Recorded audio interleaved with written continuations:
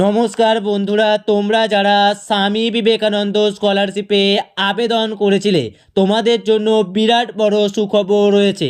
তোমাদের স্কলারশিপের স্ট্যাটাস কিন্তু পরিবর্তন হয়েছে। তোমাদের মধ্যে যাদের অ্যাপ্লিকেশান অ্যাপ্রুভ ছিল তোমরা এক্ষুনি তোমাদের স্ট্যাটাস চেক করো, কারণ প্রচুর স্টুডেন্টের application sanctioned, scholarship amount disbursed করা হয়েছে।